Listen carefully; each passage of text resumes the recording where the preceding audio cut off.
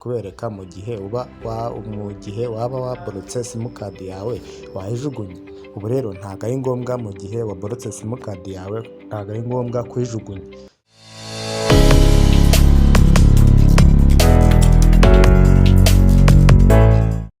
Kanone ugiye nkwera ikaze uba wahisemo gukurikira M Studio icane kugezaho ibintu byinshi bigiye bitandukanye. Tugiye kurebera hamwe uyu munsi mu isomo ry'umunsi. Nk'ibisanzwe ngenda mbereka utuntu n'utundi tugenda duhura natwo mu buzima bwacu bwa buri munsi, haba kuri telefone cyangwa se kuri mashini cyangwa se n'izindi application z'ingenzi.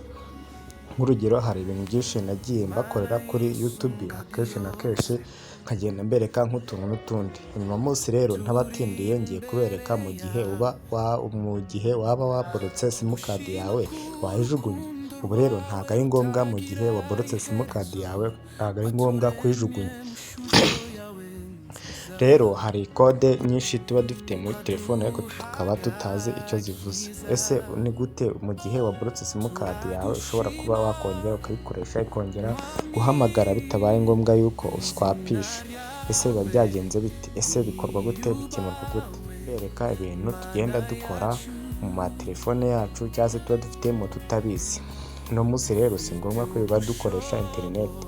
Uno munsi rero nta bindi turi bukore bindi bidasanzwe, ahubwo ndaje nkwereke ese ni gute ushobora kuba washaka PUK ya simukadi yawe mu gihe wayiborotse ikongera gukora, abantu bagatangira gukomeza kuguhamagara, cyangwa se niba hari n'undi mugenzi wawe wagize ikibazo ukaba wamufasha iyo simukadi yawe ikongera ikabaho.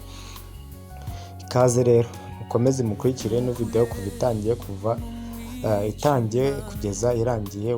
Nugira ikibazo urambaza muri komenti mbwire icyo nagufasha hanyuma ukemure ikibazo cyawe.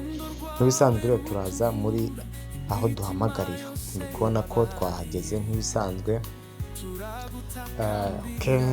Nk'ibisanzwe twahageze, uraza muri telefone yawe ukandika akanyenyeri 456 ubundi ugashyiraho urwego. Ni ukuvuga ngo ndi kugenda mbikora nitonze kugira ngo umuntu ataza kuvuga ngo hari step wenda ntamweretse cyangwa se nasimbutse atabonye. Nanditse akanyenyeri 456 urwego. Nk'ibisanzwe ibi ngibi dusanzwe tubibona, wenda dore murabona ko mfite simukadi 1 na 2. wenda nshobora kuba nashyiramo, reka nkande kuri simukadi ya mbere, nkandeho,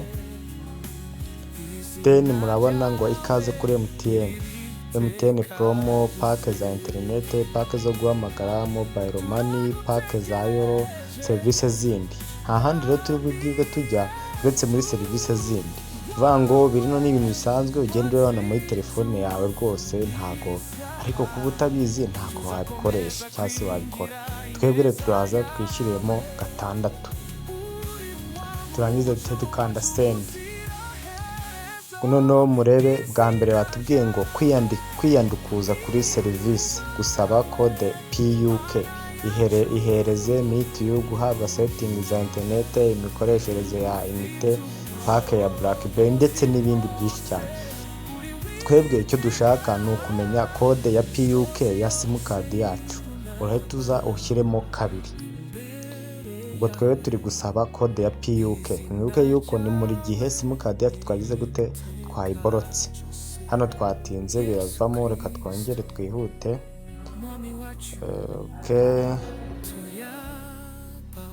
Twongere twihute, akanyenyeri 456 urwego. Then dukomeza, twavuze ko dushyiramo 6, then ugahita ushyiramo gusaba kode ya PUK ni 2. Nyine birengeje umunota nyine bishobora kuba byagira gute byavamo. Nabavuze ngo shyiramo nimero ya telefone. Ni ukuvuga ngo mu gihe ya telefone ya simukadi wayiborotse ntabwo ari wakoresha, ahubwo ureba indi telefone ukoresha. Reka dushyiremo nomero ya telefone nshaka kurebera PUK yayo.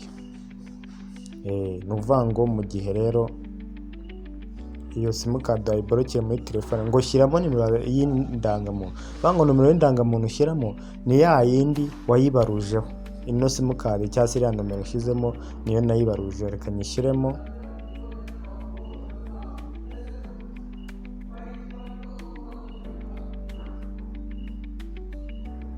mubona ko maze kuyishyiramo ko ariyo nayibarujeho, then mpite nkanda send. Noneho uvuga ngo kode ya PUK wasabye ni ngiri imibare, urakira ubutumwa bugufi mu kanya gatoya. Ni ukuvuga ngo mu gihe ibi ngibi bikorwa mu gihe bimeze gute, uvuga ngo mu gihe dufite simukadi tuvuge ko wayiborokeye mu yindi telefone, noneho warangiza ukavuga uti simukadi ndasabwa kuyiborokora, nkayijyana ku cyicaro bakayiborokora cyangwa se bakayiswapa bikavaho.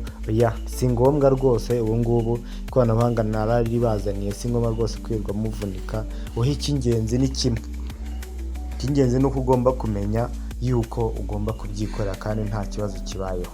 Ni ukuvuga ngo rero nk'ibisanzwe, ni ukuvuga ngo akandi kantu ugomba kumenya, mu gihe telefone ariyo wayiborokeyemo ntabwo ariwe wabikoreraho, ahubwo wowe uhita uza ukareba mugenzi wawe ukamutira nka telefone, noneho wamara kuyimutira ugahita umubwira uti ntiza, noneho warangiza ukandika 456 urwego. Noneho twibukiranya ko bino ubikorera kuri telefone yindi yagize gute, ku yindi telefone itari yayindi wakoreyeho, sibyo?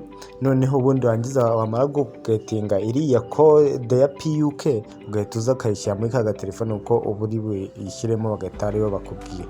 Noneho warangiza ugahita ugera gute, ugahita wikomereza urugendo rwawe. Nkwibutsa rero, turaza tugakanda 456 kanda urwego. Reka nari nakoreye kuri simu 1, reka nkoreye kuri simu 2. Then hano bari kukubwira ngo hano ho uri nka okay. Nk'ubu urabona hano batubwiye ngo 5 iki byose, ariko hano ho ntago ari byo, kubera ko hano naho nzabereka ukundi kuntu ushobora kuba wabikora. Vuga ngo ushobora kuba wakoresha n'iyi ngiyi nayo byakunda, ngo balance yayo usigaranye, hindura nimero yanjye. Ibyo kuri Tigo ntabwo bikunda, ariko nka hano birakunda nako, nuko hano nari nibeshye simukadi. Ni ukuvuga ngo twabonye ko kugira ngo ube wagera gute wayikoresha na 456 urwego, ubundi warangiza ukemeza. Wamara kwemeza ugahita ushyiramo 6, wamara gushyiramo 6 ugahita ushyiramo 2, wamara gushyiramo 2 ugahita ushyiramo nomero ya telefone ushaka gukoresha cyangwa se waborotse. Okay, then iyo umaze kwishyiramo uhita ushyiramo nomero y'indangamuntu ibaruyeho, reka nayo tuyishyireho.